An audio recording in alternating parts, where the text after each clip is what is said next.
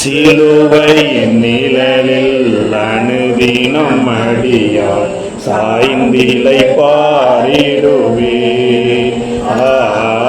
சிலுவையின் நிழலில் அனுதினம் அடியார் சாய்ந்திலை பாரிடுவே. சிலுவையின் அண்டை வந்ததினால் சிறந்த சந்தோஷம் கண்டதினால், சிலுவையின் வந்ததினால் சிறந்த சந்தோஷம் கண்டதினால். அல்லேலூயா. கர்த்தர் நல்லவர். ஆமென்.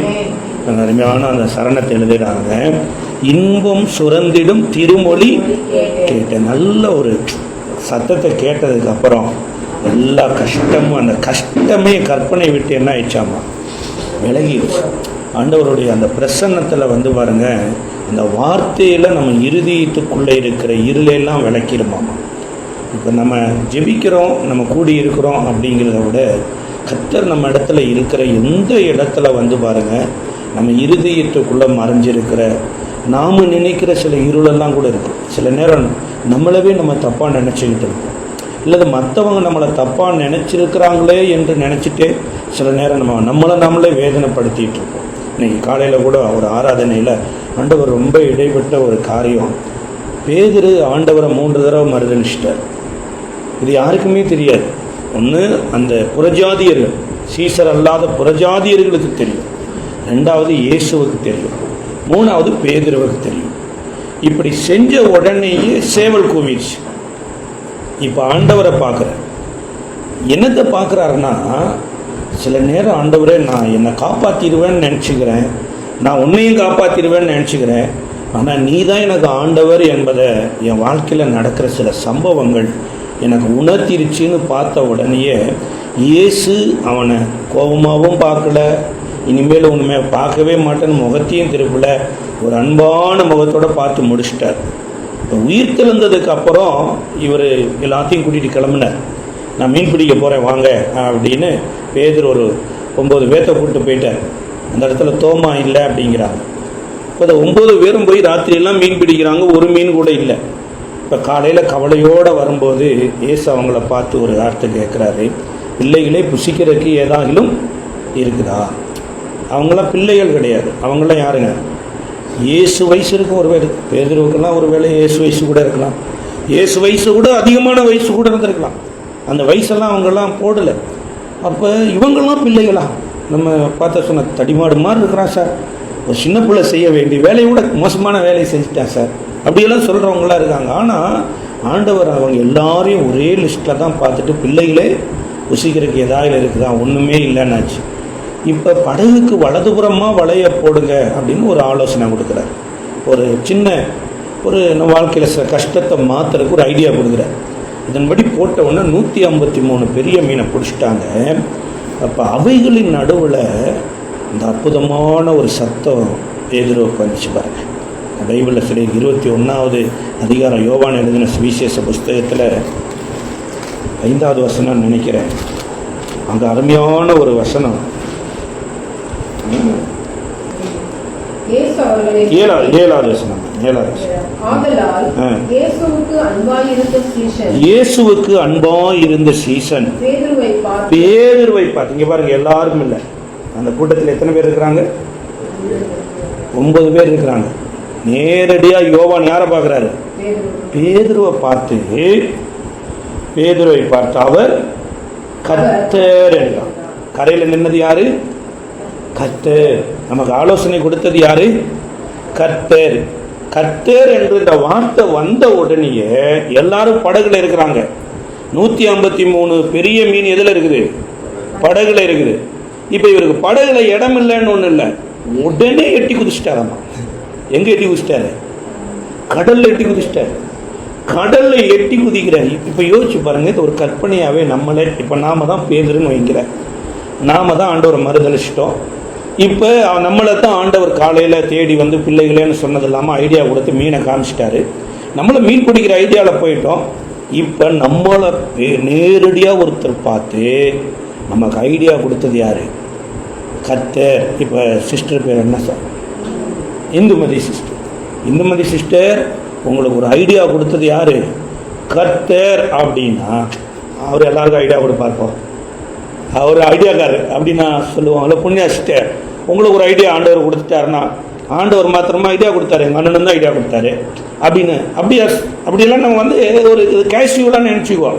ஆனால் இங்கே பேதுரு அவர் கர்த்தர்ன உடனேயே இந்த 8 பேரையும் விட்டுட்டு என்ன பண்ணிட்டாரு? தண்ணியில் எட்டி குதிச்சிட்டார். எட்டி குதிச்சு இப்போ எங்கே வந்துட்டு இருக்கிறாரு? கரைக்கு வந்துட்டார். ஏன்னு சொல்லுங்க பாப்பா. கர்த்தரை பார்க்கறதுக்கு இல்லை, நான் அவ்வளோதான். எப்படியாவது அவர்கிட்ட போய் நான் என்ன ஆயிரணும்? ஐக்கியம் ஆயிரணும். அதுதான் அவர் அந்த ஒரு வார்த்தை. அவர் கர்த்தர், நமக்கு உதவி செய்கிறவர் யாரு? கர்த்தர். அந்த வார்த்தை கேட்ட உடனே மற்றவங்களை போல் அவர் இருக்கல, இவர் என்ன பண்ணிட்டாரு? ஏன்னா யாருக்குமே தெரியாது, இந்த படகுல உட்காந்துருக்கிற யாருக்குமே இவர் மனசில் வருடிக்கிட்டு இருக்கிற வேதனைகள் யாருக்குமே தெரியாது. பேர்பட்ட தப்பை பண்ணிட்டோமே, நமக்கெல்லாம் மன்னிப்பு கிடைக்குமா, மோட்சம் கிடைக்குமா, நித்தியம் கிடைக்குமா, நல்லவங்களை ஆக முடியுமா, வாழ்க்கை முன்னுக்கு வர முடியுமா அப்படின்னு உள்ளுக்குள்ளேயே புழுங்கிட்டு இருந்த அந்த பேதுருவுக்கு ஒரு வாய்ப்பு கிடைச்சது. எல்லாரும் எப்படியோ வந்துட்டு போகிறாங்க. முதல்ல இறங்கி போய் நான் என்ன பண்ணிக்கிறேன்? என் ஆண்டவர் இடத்துல நான் நல்வாழ்வை பெற்றுக்கொள்கிறேன்னு நீந்தி அடித்து வந்துட்டார். இதில் என்ன ஆண்டவர் சொல்ல வர்றாருன்னா, ஆண்டவர் நமக்கு வாழ வைக்கணும்னு இறங்கிட்டார்னா நாம் ஓட ஆரம்பித்தோம் அவர்கிட்ட. அப்படி ஓட ஆரம்பித்தோம்னா நம்மளோட மாத்திரம் ஸ்பெசிஃபிக்க ஒரு டீலிங் வைப்பார். இந்த சம்பவத்தில் பாருங்கள், மற்ற எல்லாரோட டீலிங்கை விட பேதுருவிட்ட தான் ரொம்ப டீலிங் வச்சுருப்பார், ரொம்ப பேசியிருப்பார். யோனாவின் குமாரனாகி சீமோனு, இவள் எல்லாரிலும் என் மேலே அன்பாக இருக்கிறாயா. ஏன் அப்படின்னா, எனக்காக அவர் இறங்கி வந்துட்டாரு, நான் அவருக்காக இறங்க போகிறதில்ல. என்ன பண்ண போகிறேன்? குதித்து ஓட போகிறேன். ஆண்டவரிடத்துல சரண்டர் அடைஞ்சிட்டோம்னா ஆண்டவர் நமக்கு எவ்வளவு நல்லவராக இருக்கிறாருன்னு சொல்லவே முடியாது. நிறைய நேரம் நம்ம என்ன நினச்சிக்குவோம்? அவங்க என்ன யோசிப்பாங்க, இவங்க என்ன யோசிப்பாங்க, அவங்க நம்மளை குறித்து இப்படி பேசுவாங்க, அவங்க இவங்களுக்கெல்லாம் நம்ம வாழ்க்கையை குறித்து அக்கறையே கிடையாது. நல்லா இருந்தால் நல்லா பேசுவாங்க, கெட்டு போயிட்டான்னு பேசுவாங்க. ஆனால் கெட்டு போன மனுஷனை நல்லவனாக்கணும்னு பேசுகிற ஒரே ஒருத்தர் தான் யார்? நம்ம கர்த்தர். அல்லேலூயா. அதனால தான் அந்த சத்தத்துக்கு மைனூட்டாக செவிசாய்க்கணும். வேறு எல்லா சத்தத்தையும் எப்படியோ கேட்டுக்கலாம். ஆனால் இங்கே பேதுருவுக்கு அடிச்சது பாருங்க ஒரு லாட்ரி. பேதுரு யோவான் பார்த்து சொல்றார், அவர் யாரு? கர்த்தர். அதே மாதிரி தான் எத்தனையோ பேர் இருந்திருக்கலாம். அவங்களெல்லாம் விட்டுட்டு நேரடியாக நம்ம பேரை கூப்பிட்டு சொல்லி உங்களுக்கு உதவி செய்ய வந்தவர் யாரு? கர்த்தர்னு சொன்ன ஒன்று தான் நம்ம படகை விட்டு குதிச்சிட்டோம். ஒருவேளை சமுதாயங்கிறத ஒன்றை விட்டு குதிச்சிட்டோம், ஜாதிங்கிறத ஒன்றை விட்டு குதிச்சிட்டோம், மதங்கிறத விட்டு குதிச்சு எங்கே குதிச்சு இப்போ எங்கே வந்துட்டோம்? கடலில் குதிச்சு தரைக்கு வந்துட்டோம். தரையில் இப்போ இல்லை, யாரோட நிற்கிறோம்? நம்மளோட அன்பாக பேசுகிற ஒரு நல்ல மெய்ப்பனோடு கூட இருக்கிறோம். ஆமென். அப்போ இன்னைக்கு செய்திக்கு எடுத்துக்கொண்ட ஒரு வசனம் எடுத்து வாசிக்கலாம். உபாகம எபேசியருக்கு எழுதின நிருபம் 5வது அதிகாரத்தினுடைய 17வது வசனம். கொஞ்சம் சீக்கிரமாக படித்து சீக்கிரமாக அந்த காரியத்தை முடிக்கலாம். எபேசியர் 5:17 படிக்கலாமே. பவுல் எபேசியருக்கு எழுதின நிருபம். ஆமாம், நல்லா கவனிங்க. ஆகையால் நீங்கள் மதியற்றவர்களாய் இராமல் கர்த்தருடைய சித்தம் இன்னதென்று உணர்ந்து கொள்ளுங்கள். இங்க 2 விஷயத்தை பவுல் எழுதுறாரு. ஒன்று என்ன? நீங்கள் மதியற்றவர்களாயிராமல். மதியற்றவர்கள்னா என்ன? இந்து மதி சிஸ்டர், அதனால மதி அப்படின்னு பேர்லயே வச்சிருக்கிறீங்க. மதியற்றவர்கள்னா என்ன? தூய தமிழில் பைபிள் எழுதியிருக்கு. சொல்ல போனா அறிவில்லாதவனே, இன்னும் கொஞ்சம் கீழே இறங்கி போனா மூடனே, முட்டாளே. அந்த ஒவ்வொரு டிரான்ஸ்லேட்டில் அப்படி சொல்லுது. ஃபூல்னு சொல்லுது, அப்புறம் நிறைய அந்த ஒவ்வொரு இதில் வருது. அப்போ நீங்களும் நானும் மதியற்றவர்களாக இராமல் அப்படின்னா பைபிள் மதியற்றவர்களையும் அடையாளம் காமிக்கும். மதி அப்படிங்கிறது அறிவு. அறிவில்லாமல் நம்ம என்ன பண்ணக்கூடாது? பேசக்கூடாது. அறிவில்லாமல் யோசிக்கக்கூடாது. எங்கள் வீட்டில் இந்த பெட்ரூமு கதவை அடைச்சா ஜன்னல் ஆடும். என்ன பண்ணும்? பெட்ரூம் கதவை அடைச்சா ஜன்னல் ஆடும். ஒருவேளை நான் என்ன யோசிக்கலாம், இந்த தெருவில் ஏதோ ஒரு ஆவிகளுடைய நடமாட்டம் இருக்குதாட்டு இருக்குது, நான் கதவு அடைச்சா எது ஆடுது? சரி, அதை கூட விட்டுருங்க. வெளியில வந்து காரை பார்க் பண்ணி கார் டோர் அடைச்சா மேலே இருக்கிற அந்த ஷெட்டு கடகடான்னு சவுண்டு வரும். அப்போ நான் நினைக்கிறதா, இந்த இடத்துல பிசாசுகள் ஆங்காங்கே என்ன பண்ணிட்டு இருக்குது, நம்ம உள்ள நுழைஞ்சா அது அங்கே கதவுல ஆடுது, ஜன்னல் ஆடுது, ஷெட்டில் ஆடுது. யோசிச்சு பாருங்க, நம்ம என்ன நினைக்கிறோம்னா மதியற்றவன் யோசிக்கிறது இப்படி தான் யோசிப்பான். ஒரு சாமியார் அன்னைக்கு போட்டிருக்கிறாரு, அவர் 2 எரு எடுத்துட்டார். எருன்னா என்ன தெரியுமா, இந்த மாட்டு சாணத்தில் எருமை சாணத்தில் எரு செய்வோம் இல்லையா, அதில் ஏதோ ஒரு உள்ளுக்குள்ளேயே ஒரு அந்த அந்த தீ பிடிக்கிற மாதிரி ஒரு இதை உள்ள மிக்ஸ் பண்ணிட்டார். மிக்ஸ் பண்ணிட்டு இப்படி மைக்கில் எடுத்துட்டு இவர் மந்திரத்தை ஓதுறார். மந்திரத்தை ஓதிட்டு இந்த 2 எருவை இப்படி சுரண்டினார். கபன்னு என்ன பண்ணிடுச்சு, தீ பிடிக்குது. அந்த மக்கள் எல்லாம் அடோடா படோடா, ஓ சாமி வந்துருச்சு அப்படின்ட்டாங்க. இப்போ நான் செஞ்சது சரிதானே? அப்படின்னா எங்கள் வீட்டுக்குள்ளே ஏதோ ஒன்று இருக்குது. இப்போ நான் கதவை சாத்தினா ஏதோ ஆடுது, ஜன்னல் ஆடுது. டோரு கார் கதவு சாத்தினா மேலே என்ன ஆடுது, ஷெட் ஆடுது. அப்போ நம்ம மைண்டில் என்ன ஒன்றா அறிவு இல்லாமல் இந்த ஃபவுண்டேஷன் அந்த கம்பி என்ன பண்ணி இருக்கிற கீழே பதிச்சிருக்கிறோம், போல்ட்டு போட்டு டைட்டு வச்சிருக்கிறோம். இதை அடிக்கும்போது அந்த காரனுடைய அதிர்வு எங்கே போகுது, கம்பி வழியாக மேலே டம் டம்னு அடிக்குது. அது மாத்திரமில்ல, வீட்டுக்குள்ளே என்ன பண்ணியிருக்கோம்னா பிளாஸ்டிக் கதவு, ஜன்னல் வந்து ஒரு மெலிசான ஜன்னல். இந்த காற்றினுடைய அந்த ப்ரெஷர் என்ன பண்ணுது, உள்ளே அடைச்ச உடனேயே வேற எங்கேயாவது போய் அந்த ப்ரெஷரை போய் என்ன பண்ணுது. இது இயற்கை. ஆனால் மதியற்றவனாக இருந்தால் நான் என்ன பண்ணுவேன்னா, இதுக்கு ஏதாவது ஒரு என்ன பண்ணி ஆகணும், பரிகாரம் செஞ்சே ஆகணும். வீட்டில் எலுமிச்சம்பழத்தை கட்டியே ஆகணும். இல்லை எங்கள் பாஸ்டராக இருந்தால் பாஸ்டரை கூப்பிட்டு வந்து என்ன பண்ணி ஆகணும். கிறிஸ்தவங்களுக்குள்ளே இருக்குது, நீங்கள் எல்லாரையும் சொல்லக்கூடாது. முஸ்லீம்களுக்குள்ளே இருக்குது, இந்துக்குள்ளே இருக்குது, இன்னும் எல்லாருக்குள்ளேயும் இருக்குது இந்த மதியற்றவர்களுடைய சிந்தை. அதனால தான் பவுல் எழுதும்போது எழுதுகிறாரு, நீங்கள் மதியற்றவர்களாய் ஈராமல். அப்போ யார் மதியற்றவர்கள்? நம்ம பார்க்குற இது மதியற்றவங்க. காசை கொண்டு போய் எதுக்கோ போய் செலவு பண்ணிட்டு கடைசியாக ரிசல்ட் என்ன வரும்னா ஒன்றுமே இல்லை. ஒன்றுமே இல்லாததுக்கு என்ன பண்ணியிருப்போம், இவ்வளோ காசுகள், கோழியை கொடுத்துருப்போம், பெட்ஷீட்டை கொடுத்துருப்போம், இனி நேரத்தை கொடுத்துருப்போம், இனி சில நேரங்களில் என்னென்னமோ பண்ணிட்டு வந்துடுவாங்க. பாட்டா அதில் ஒன்றுமே இல்லைன்னு முடிஞ்சு போயிடும். அப்போ மதியோடு செய்யணும், அறிவோடு செய்யணும் அப்படின்னு தான் பைபிள் வந்து எந்த இடத்துலையுமே நீங்கள் ஆதியாமத்திலேருந்து வெளிப்படுத்தின விசேஷம் வரைக்கும் வாசித்து பாருங்கள், மதம் மாற்றுகிற ஒரு இடத்தை கூட என்ன பண்ணியிருக்க முடியாது, பார்க்கவே முடியாது. இயேசு செய்த எல்லாமே நமக்கு ஒரு மாதிரியாக தான் காமிச்சார். ஒரு மனுஷனாக எப்படியெல்லாம் இந்த பூமியில் அறிவோடு நடந்துக்கலாம் அப்படிங்கிறத குறித்து சொல்லியிருக்கிறார். சரி, பட் இப்போ மதியற்றவர்களை குறித்து பைபிள் சொல்லுது. மதியுள்ள ஒரு மனுஷன் எழுதுகிறார். நீதிமொழிகளின் புஸ்தகம் 12வது அதிகாரத்தினுடைய 11வது வசனத்தை வாசிங்களே. நீதிமொழிகள் 12:11. தன் நிலத்தை பயிரிடுகிறவன் ஆகாரத்தினால் திருப்தி அடைவான், வீணரை பின்பற்றுகிறவனோ. யாரு மதியற்றவன்? வீணர்னா யாருங்க? ராங் ஐடியாஸ் கொடுக்கறதில்ல. சினிமாவில் நடிச்சுட்டு போறவங்களை பின்பற்றினாலும் அவங்க வீணர் தான். அவங்க வாங்கின காசுக்கு அவங்க என்ன பண்ணிட்டு போயிருக்காங்க, ஆக்ட் பண்ணிட்டு போயிருக்கிறாங்க. அவங்கள முன்மாதிரியா ரோல் மாடலாக வச்சுக்கிட்டு சில நேரம் அப்படித்தான் நடக்கும். ஒருத்தர் வந்து ஒரு ரவுடியை அழிக்கிறேன்னு சொல்லிட்டு அவர் ஒரு கத்தி எடுத்துட்டு வந்து ரவுடியோடு கூட இருக்கிற 4 பேர் என்ன பண்ணுவார், படத்தில் வெட்டுவார். உடனே இவனுக்கெல்லாம் பார்த்துக்கிட்டு நம்ம தலைவன் நம்மளுக்கு என்ன பண்ணியிருக்கிறாரு, ஒரு மாதிரியை காமிச்சிருக்கிறாரு, இவனும் கத்தியை தூக்கிட்டு வந்து அப்படிப்பார். ஏன்னா முதல்ல அப்படி இருந்திருக்கிற. முதல்ல ரஜினி வந்து என்ன பண்ணுவார்னா, புகை அப்படி சிகரெட் அப்படி சுண்டி விட்டு இப்படி குடிப்பார். அப்போ நாங்களாம் ரஜினி ரசிகர்கள். அப்போ நாங்கள் என்ன பண்ணுறது, இப்படி சிகரெட்டை குடிச்சு வட்டமாக புகை விடுறது. சிலது ஹார்ட்டு புகையெல்லாம் விடணும், மூக்கிலெல்லாம் புகை விடணும். என்னன்னா எங்களுக்கு ஒருத்தர் என்ன பண்ணியிருக்கிறாரு, கற்றுக் கொடுத்திருக்கிறார். அதான் வீணரை பின்பற்றுகிறவன் மதியற்றவன்.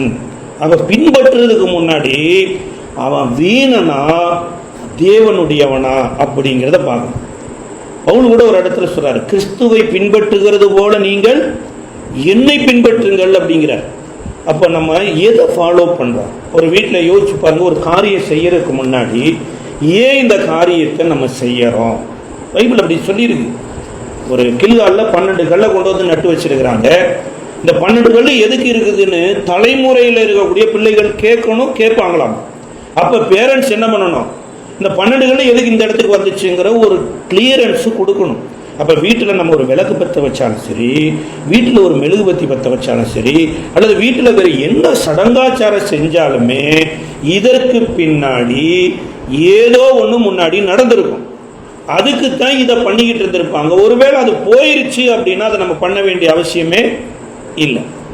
அப்போ மதியற்றவர்களை போல நம்ம என்ன பண்ணக்கூடாது, வீணரை பின்பற்றக்கூடாது. இவர் சொல்றாரு இப்படி. இன்னொரு மதியற்றவங்களை இதே ஞானி எழுதும்போது எழுதுறாரு.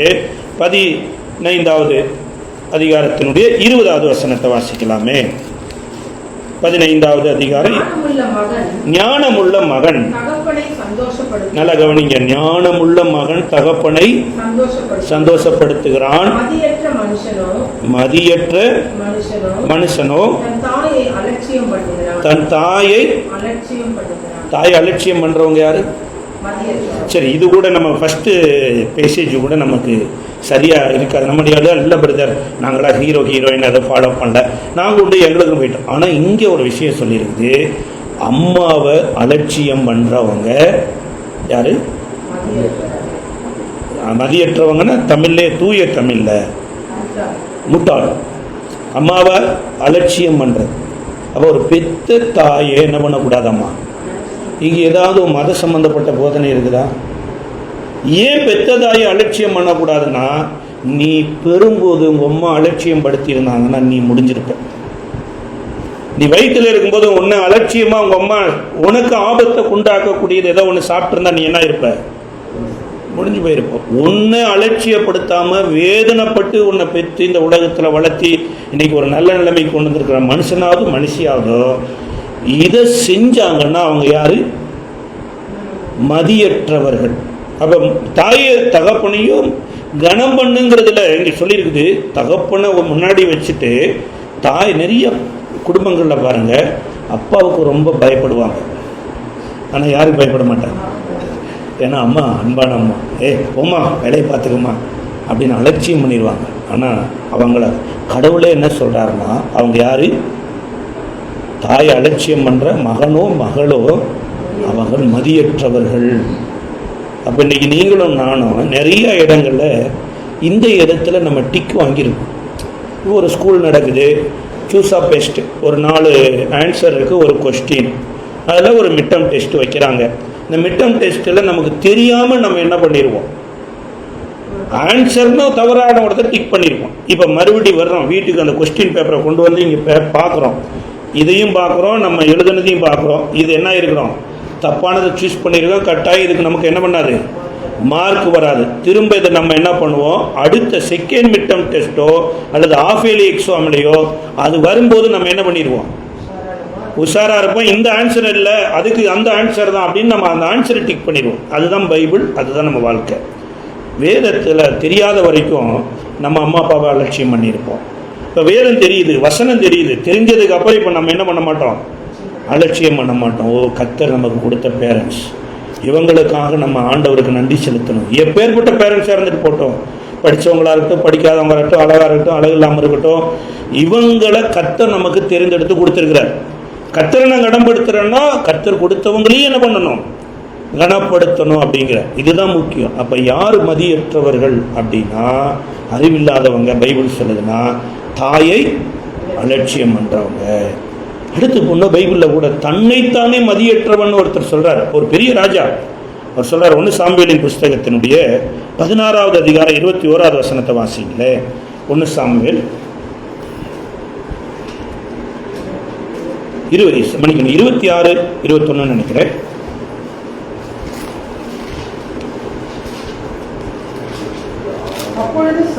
அப்பொழுது சவுல், நான் பாவம் செய்தேன், என் குமாரனாகிய தாவீதே திரும்பி வா, என்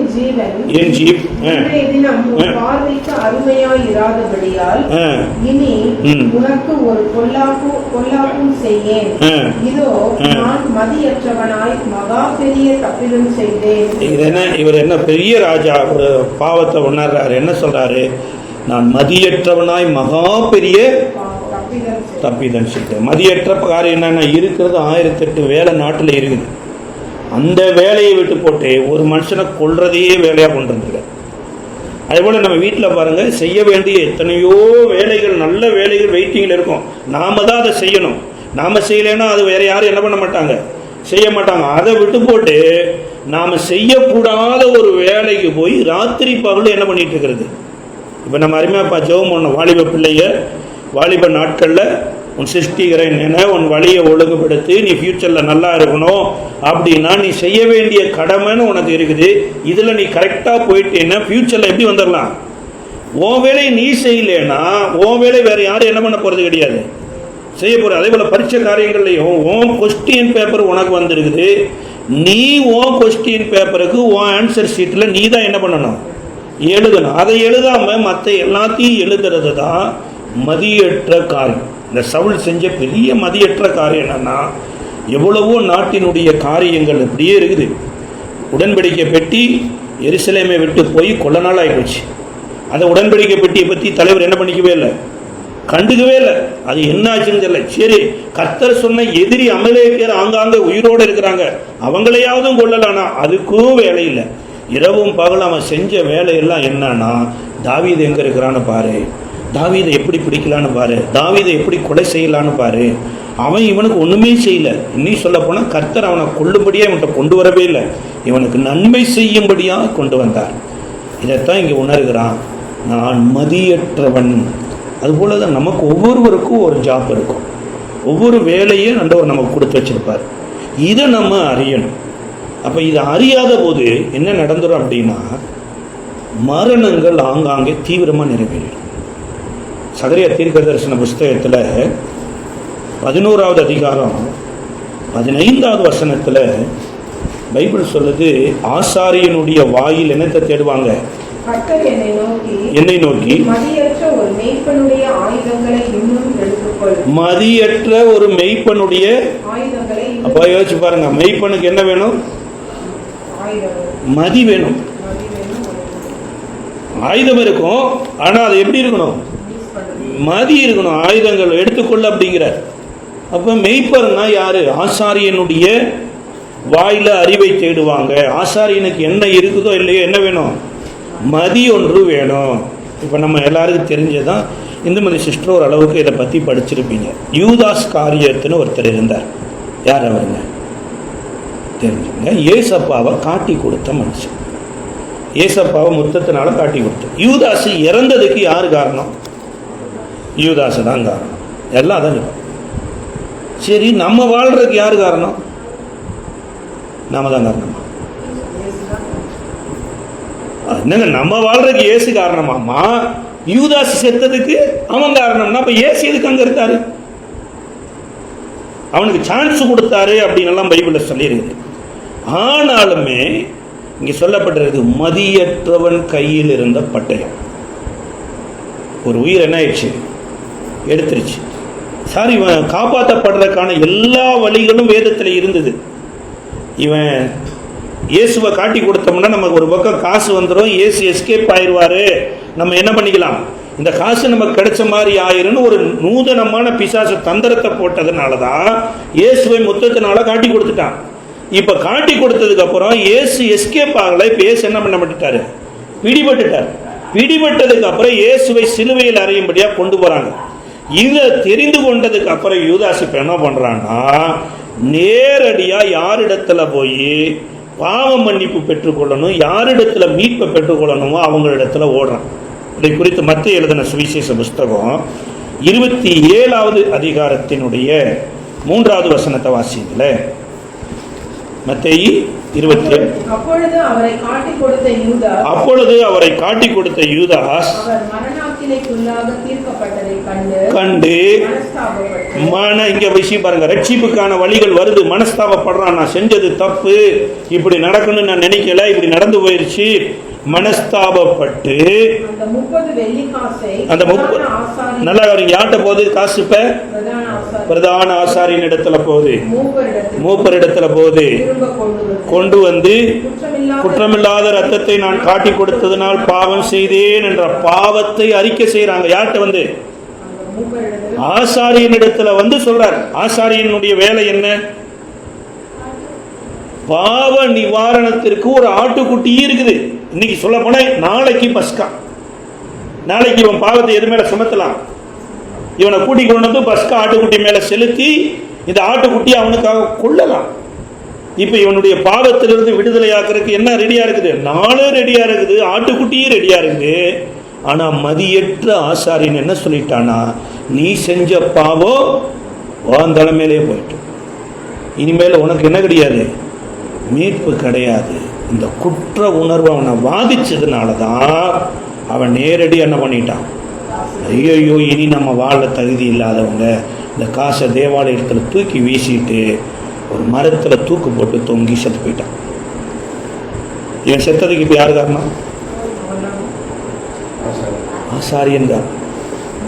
ஒரு கணக்கெடுப்பு சொல்லுது, மருத்துவமனையில் செத்ததில் 90% டாக்டர்ஸ்னால தான். ஒன்று வந்து டாக்டர்னுடைய அலட்சியத்தினால இறந்தது. இன்னொன்று வந்த வியாதி என்னவென்று தெரியாம வேற ஒரு ட்ரீட்மெண்ட் கொடுத்தது.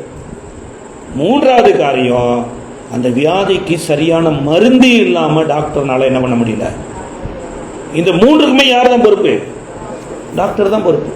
அப்ப இங்க தேவனுடைய சன்னதியில ஓடி வந்து ஆசாரியின் இடத்துல கதறான், நான் குற்றமில்லாத ரத்தத்தை காட்டி கொடுத்தேன், நான் பாவம் செஞ்சிட்டேன்னு அறிக்கையை செய்யறான்.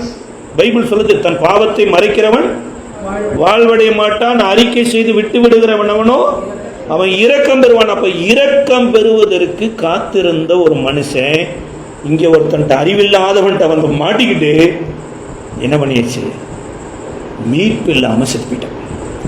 இதனாலதான் பைபிள் சொல்லுது, நீங்கள் மதியற்றவர்களாயிராமல் தேவனுடைய சித்தம் என்னதென்று அறியத்தக்க உணர்வுள்ளவர்களாயிருங்கள்.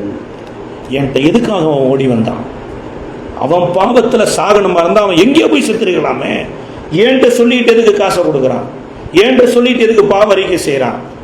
ஏன்னா என் தேவன் என்னை இந்த இடத்துல ஒரு பொசிஷன்ல வச்சு அவனுக்கு மீட்பை என் கையில வச்சிருக்கிறாருங்கிறத அறியாத ஒரு ஆசாரியன் அவன் தலைமையில் அவன் பாவத்தை சுமத்தி விட்டுட்டான். ஆனால் நல்ல ஆசாரியன் ஆகிய இயேசு நம்ம பாவத்தை அவர் மேலே ஏற்றுக்கிட்டார். இதோ பாவத்தை சுமந்து தீர்க்கிற தேவாட்டு குட்டியாக மாறினதுனால இந்த அறிவு தான் இன்றைக்கு உங்களுக்கு எனக்கு வேணும். அறிஞ்சோ அறியாமலோ நம்ம பாவம் செஞ்சிருக்கலாம். ஆனால் ஓடி வந்தால் எனக்கு இரக்கம் பாராட்டுகிற ஒரு ஸ்தலம், எனக்காக பலியான ஒரு ஆடு, கல்வாரி சிலுவையில் இயேசு என்கின்ற ஒரு பெயரில் வந்தபடினால நான் இந்த இரக்கத்தை பெற்றிருக்கிறேன், நான் உயிர் வாழ்ந்து கொண்டிருக்கிறேன். இயேசு என் பாவத்தை சுமந்த விட்டபடினால நான் பாவியா வாழ, தேவனுடைய நீதிமானா வாழ்கிறேங்கிறத இதைத்தான் பவுல் எழுதும்போது எழுதுகிறாரு. நீங்கள் என்ன பண்ணிடாதீங்க, மதியற்றவர்களாயிரம். ஒருவேளை உங்கள்கிட்ட தேடி ஓடி வர்றவங்களுக்கு நீ பண்ணின பாவம் தான் உன் தலைமையில் வந்திருக்குது, நீ பண்ணின அக்கிரமம் தான் உன் குடும்பத்தில் வந்திருக்குது, நான் பண்ணுறது எனக்கு வர்றதா இருந்தால் எதுக்கு பிரதர் உங்கள்கிட்ட வந்து சொல்கிறேன்? நான் சொல்லணும், உனக்காக பலியான பரிகாரியாகிய கர்த்தர் இயேசு இருக்கிறார். அவர் மேலே உன் பாவத்தை அறிக்கை செய்தீனா நீ ரட்சிக்கப்படுவதற்கு வாய்ப்பு இருக்குதுங்கிற. இப்போ தேவனுடைய சித்தர் ரெண்டாவது ஃபஸ்ட்டு காரியம் இந்த மதியற்றவர்கள்னு போயிடுச்சு. ஒரே சில வசனங்களை மாத்திரம் காண்பிச்சு கொடுத்துட்றோம், அதை மாத்திரம் வாசிக்கலாம். 1 தீமோத்தேயு 2வது அதிகாரம் 4வது வசனத்தை வாசிங்களே. 1 தீமோத்தேயு 2ஆம் அதிகாரம் 4வது வசனத்தில் எல்லா மனுஷரும் ரட்சிக்கப்படணும். இதுதான் பாருங்க, ஆண்டவருடைய பெரிய சித்தம் என்னன்னா எல்லா மனுஷரும் ரட்சிக்கப்படணும். ஃபர்ஸ்ட் ரட்சிக்கப்படணும், அதோடு நின்றக்கூடாது. சத்தியத்தை அறிகிற அறிவை அடையவும் தேவனுடைய சித்தம் என்னன்னா, நான் ரட்சிக்கப்பட்டது மாத்திரமல்ல, சத்தியத்தை அறிகிற அறிவு. சத்தியம்னா என்ன? சத்தியம்னா நான் சொல்கிறேன் பாருங்க, சத்தியமாக சொல்கிறேன் சிஸ்டர், அது சத்தியம் இல்லை, அது உறுதிப்படுத்துதல். இது மாறவே மாறாது. இது அதுதான் சத்தியம்ங்கிறது. என்னன்னா ட்ரூத், ப்ராமிஸ் வேற, ட்ரூத் வேற. சத்தியம்னா என்னன்னா இயேசு தான் சத்தியம். என்ன சொல்ல, நானே வழியும் சத்தியமும் ஜீவனுமாயிருக்கிறேன். சத்தியத்தை அறியுங்கள், சத்தியம் உங்களை விடுதலையாக்கும். இயேசுதான் சத்தியம். அப்ப இயேசுவை அறிகிற அறிவு வர வர வர நம்ம நாளுக்கு நாள் எந்த நிலையிலிருந்து மாறுவோம்னா, இந்த எல்லாம் அதை தொட்டா தப்பு, இதை தொட்டா தப்பு, அதை பார்த்தா தப்பு, இதை பார்த்தா தப்பு அப்படிங்கிறது போக, அது தேவனால வந்தது, இது தேவனால வந்தது, இது தேவன் விளைய வச்சாரு. இதுதான் ஏன் சொல்றாரு, காட்டு புஷ்பங்களை கவனித்து பார்க்க சொல்லல. எதை சொன்னாரு? கவனிச்சு பாருங்க. சாலமோன் முதற்கொண்டு அந்த மாதிரி உடுத்ததில்லை. பரமபிதா இதை உடுத்து வைக்கிறார், விளைவிக்கிறார். அப்போ ஒரு செடி விளைஞ்சது கூட யாருனாலதான் விளைஞ்சிருக்குது? ஆண்டவர்னால. ஒரு பறவையை காமிக்கிறார், ஆகாயத்து பறவைகளை கவனித்து பாருங்கள், அது விதைக்கிறது இல்லை, அறுக்கிறது இல்லை, களஞ்சியத்தில் சேர்க்கிறது இல்லை. பரமபிதா இவைகளை விலை கூட்டுகிறார், போஷிக்கிறார். அப்போ ஒரு காக்கா உரிமை கூட யாரால தான் வருது? கர்த்தரால வருது. ஒரு காலத்தில் எல்லாம் தப்புன்னு பார்த்துட்டு இருந்த நமக்கு இப்போ என்ன வருது? இந்த நாள் கர்த்தரால விடிஞ்சுது. இந்த வீட்டில் இப்படிப்பட்ட ஒரு ப்ரேயர் மீட்டிங் அவரால் கூடியிருக்கிறோம். இந்த இடத்துல இன்னைக்கு நான் வந்து உட்கார்ந்துருக்கிறது அவர்னால. ஒருவேளை இன்னைக்கு எனக்கு நிறைய வேலைகள் இருந்திருக்கலாம், ஒருவேளை எனக்கு பலவீனம் கூட வந்திருக்கலாம். அதில் இருந்தெல்லாம் கர்த்தர் என்னை காப்பாற்றி இங்கே கொண்டு வந்திருக்கிறாரு. இது சத்தியத்தை அறிகிற ஒரு அறிவு வர வர தீமையா எது கூட நமக்கு என்ன பண்ணாது. ஒரு இடத்துல சொல்ல, நீதிமான் எனக்கு கொட்டுவது எனக்கு நல்லது. ஏன்னா அவர் கொட்டுகிற போது தான் சில நேரம் எனக்கு தலைன்னு ஒன்று இருக்குது, அவர் கொட்டினா வலிக்குங்கிற ஒரு உணர்வே எனக்கு வருமா. அப்போ தேவ சித்தத்தில் முக்கியமானது என்ன? சத்தியத்தை அறிகிற அறிவு ரட்சிக்கப்படணும்னு தான். மார்க் 1:40 சொல்லியிருக்குது. அதில் குஷ்டரோகி ஒருத்தர் வந்து இயேசுவின் இடத்துல தொடர்ந்து ஜெபம் பண்ணிட்டு வரான். இந்த ஜெபம் பண்ணிட்டு வரும்போது ஒரு வார்த்தை சொல்லி ஜெபம் பண்ணுறான், ஆண்டவரே உமக்கு சித்தமானால் என்னை சுத்தமாக்க உம்மால் ஆகும். அவன் என்ன கேட்டு வர்றான் அப்படின்னா, ஆண்டவரே நான் சுகமாக்க உன்னால் ஆகணும்னு கேட்கல, உம்முடைய சித்தத்தில் என்னன்னா நான் சுகமாக இருப்பது உம்முடைய சித்தமாக இருக்குது. நம்ம நல்லா இருக்கிறது ஆண்டவருடைய சித்தம். ஆமே, நம்ம நல்லா இருக்கிறதுக்கு தானே கர்த்தர் ராத்திரி கொடுத்துருக்கிறார். யோசிச்சு பாருங்க, ராத்திரி வரலன்னா தூக்கமே வராது. சரி, நாம் தூங்கிட்டே இருக்கணும்ன்ட்டு ராத்திரி அப்படியே கண்டினியூ ஆகிட்டு இருந்துச்சுன்னா நல்லா இருக்காதா? உடனே சூரியன் அனுப்புகிறாரு, என் பிள்ளைய எந்திரிக்கணும், வேலை பார்க்கணும், நல்ல காற்று அனுப்புகிறாரு, நல்ல ஃப்ரெண்ட்ஸ் அனுப்புகிறாரு. அப்போ இதில் என்ன நம்ம தெரிஞ்சுக்கிறோன்னா, தேவ சித்தத்தில் ஒன்று என்னன்னா, நான் நல்லா இருக்கிறத ஆண்டவர் ரொம்ப விரும்புகிறார். ஆமே, நல்லா குடும்பத்தில் இருக்கிறத ஆண்டவர் விரும்புகிறார். இப்போ இதுக்கு தான் எனக்கு ஆண்டவர் என்ன பண்ண சொல்கிறாருன்னா, இரவு பகல் இந்த வேதத்தை என்ன பண்ணுங்க, தியானம் பண்ணுங்க, படிங்க. ஆண்டவர் நல்ல புஸ்தகத்தை நம்ம கொடுத்திருக்கிறார். இந்த சத்தியத்தை அறிகிற அறிவு வர வர வர அது தாய்ப்பாலை தேடி பிள்ளை எப்படி ஓடுதோ அதுபோல இந்த திருவசனத்தை தேடி நம்ம ஆத்மா என்ன பண்ணுமாமா, வாஞ்சிக்குமா. களங்கமில்லாத திருவசனமாகிய ஞானப்பாலின் மேல் வாஞ்சியா இருக்குன்றார். இன்னும் ஒரு சம்பவத்தை வாசிச்சிடலாங்களே. லூக்கா எழுதின சுவிசேஷ புஸ்தகத்தில் 23வது அதிகாரம் 13வது அதிகாரம் 23வது வசனமும் 18வது அதிகாரம் 26வது வசனத்துலேயும் முக்கியமான அங்கே சீசர்களுக்குள்ள ஒரு பெரிய ஒரு சந்தேகமும் வந்துடுது. ஒரு பிரச்சனையான ஒரு வார்த்தை அங்கே உள்ள ஊடுருவிடுது. வாசிக்கலாம், 13:23 வாசிக்கலாம் லூக்கால. 13:23. அப்பொழுது ஒருவன் இயேசுவை நோக்கி, ஆண்டவரே சில பேர் தானோ என்று கேட்டான். இங்க பைபிள்ல சொல்லியிருக்குது, இதுக்குமான வாசல் வழியில ஒரு பிரவேசிங்க, பாதாளத்துக்கு போற வாசல் நெடுகமும் வழி விசாலமுமா இருக்கிறது அப்படின்ன போது, இதுக்குமான வாசல்னா இப்போ சின்ன கேட்டில் யார் போவா? பெரிய கேட்டுனா ஊரே போகும். சின்ன கேட்டுனா இப்போ பைக் வர்றதுக்கு ஒரு கேட்டு திறந்திருந்தா அதில் என்னதான் வரும்? பைக்கு தான் வரும். கார் போகிற அளவுக்கு கேட்டு இருந்துச்சுன்னா பெரிய ஆளுகள்லாம் போவாங்க. அப்போ நீ சொல்கிறதா பார்த்தா ஒருத்தராக தான் போக முடிய மாட்டேங்குது, கொஞ்சம் பேர் தான் போக முடிய மாட்டேங்குது அப்படிங்கிறார். அப்போ ரட்சிக்கப்படுகிறவர்கள் சில பேர் தானே அப்படின்ன போது அதுக்கு ஆண்டவர் பதில் சொல்றாரு, இடுக்கமான வாசல் வழியாய் உட்பிரவேசிக்க பிரயாசப்படுங்கள், அநேகர் உட்பிரவேசிக்க வகை தேடினாலும் அவர்களாலே கூடாமல் போகும் என்று உங்களுக்கு சொல்லுகிறேன் அப்படின்னா. இடுக்கமான வாசல் வழியானா எல்லாரையும் போல் வாழாமல் பைபிள் சொல்கிறபடி நீங்கள் என்ன பண்ணுங்கள், வாழ்கிறதுக்கு முயற்சி பண்ணுங்கள். பிரயாசப்படுங்கள்னா என்ன, ட்ரை பண்ணி பாருங்கள், உங்களால் முடியும். கஷ்டமானது ஒன்றும் இல்லை. ஒரு தடவைக்கு 2 தடவை என்ன பண்ணி பாருங்கள். இந்த கரண்ட்டெல்லாம் உடனேவெல்லாம் கண்டுபிடிக்கல, பல தோல்விகள் மத்தியில் ஒரு கரண்ட்டை கண்டுபிடிச்சா. அப்போ இந்த பிரயாசப்பட்டுக்கிட்டே இருக்க அது வெற்றியாக ஒரு நாளைக்கு மாறிடுது.